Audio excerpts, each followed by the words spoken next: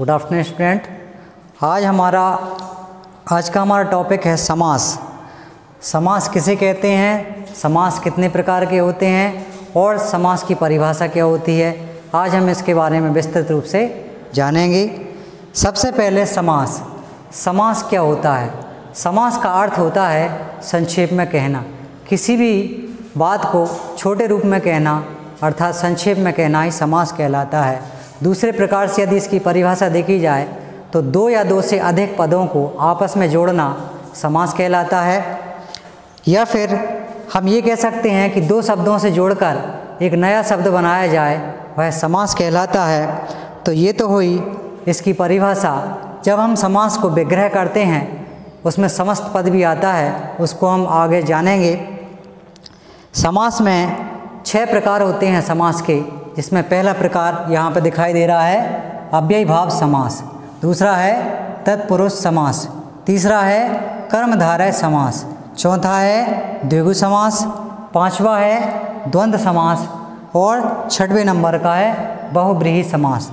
तो हम सबसे पहले अव्ययी भाव समास को यहाँ पर पहचानेंगे। अव्ययी भाव की पहचान क्या होती है? इसमें परिभाषा दी है जहाँ पर प्रथम पद वो होता है अव्यय होता है, जहाँ पहला पद अव्यय होता है और द्वितीय पद संज्ञावाचक होता है, वहाँ पर सब अव्ययी भाव समास कहलाता है। जैसे हम इसका एक एग्जाम्पल ले लेते हैं, यथाशक्ति। यथाशक्ति। अब जैसे हम शब्दों को भूल भी जाएं कि पहला पद प्रधान होता है या दूसरा पद प्रधान होता है, तो हम इसको टुकड़ों में विभाजित करके भी देख सकते हैं।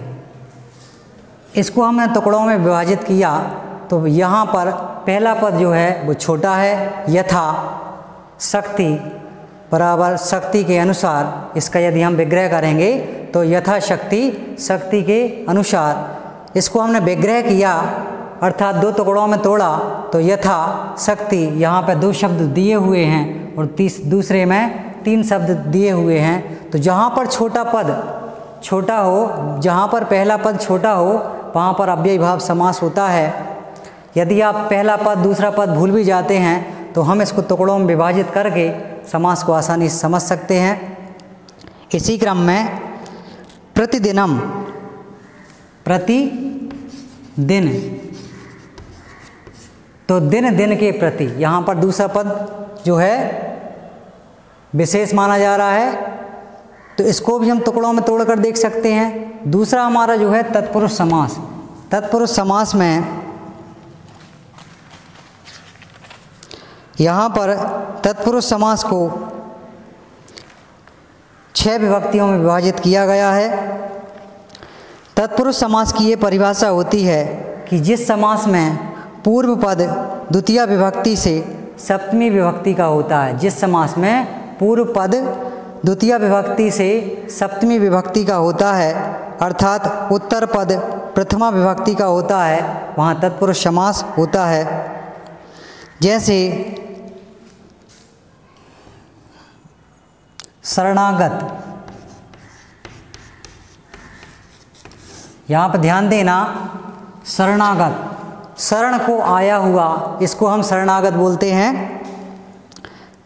दूसरा दिया है कृष्णम आश्रित, कृष्ण के आश्रित, किसी के आश्रित हो जाना।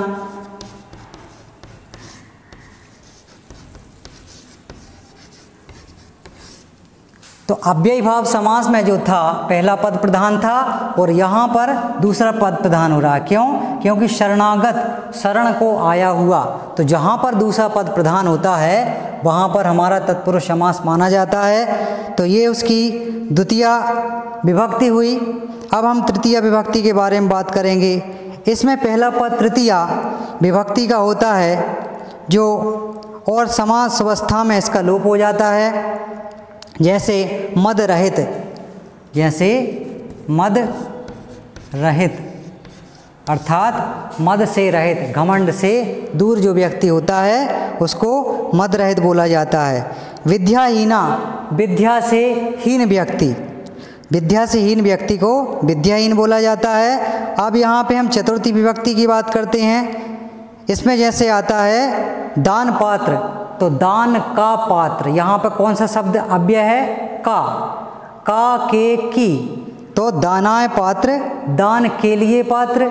या संस्कृत में भी ये समास होते हैं और हिंदी में भी समास होते हैं, तो दोनों में जो होता है एक समान चीज़ होती है, उसमें अव्यय जो होते हैं उनका लोप होता है। जैसे दीन दानम, दीन मतलब गरीब और दाना मतलब दिया हुआ धन, तो गरीब के लिए दिया हुआ धन को दीन दानम बोलते हैं।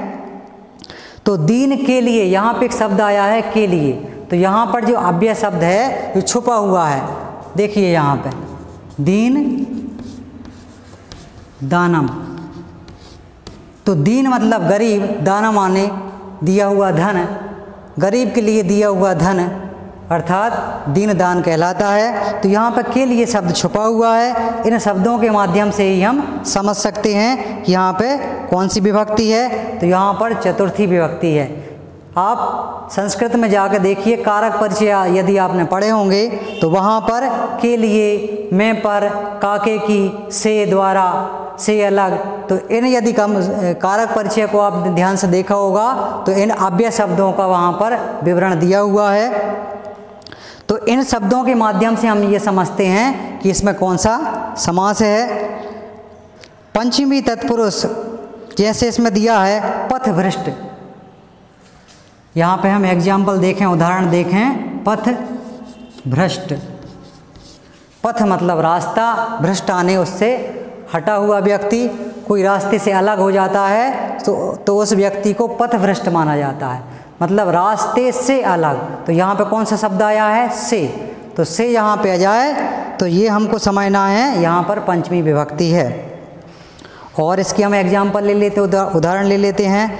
वृक्षात पतिता, जैसे वृक्ष से पत्ता गिरता है, तो वृक्ष से क्या हो रहा है? पत्ता अलग हो रहा है। तो अलग होने की जो प्रक्रिया है उसमें से जो शब्द आया हुआ है, उस से हम ये पहचानेंगे कि यहाँ पर पंचमी विभक्ति और तत्पुरुष समास है।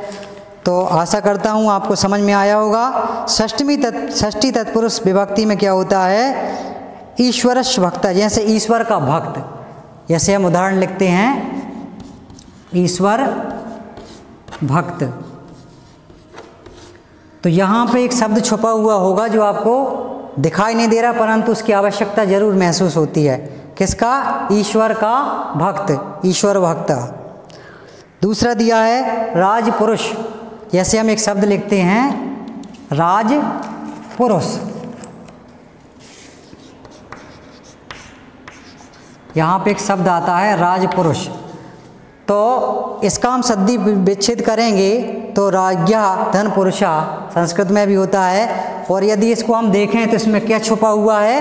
राजा का पुरुष, यहाँ पर का शब्द छुपा हुआ है, अर्थात यहाँ पर षष्ठी विभक्ति मानी जाएगी। अब हम बात करते हैं सप्तमी विभक्ति की। सप्तमी विभक्ति में जो है, जैसे हम एक एग्जाम्पल लेते हैं जलमग्न,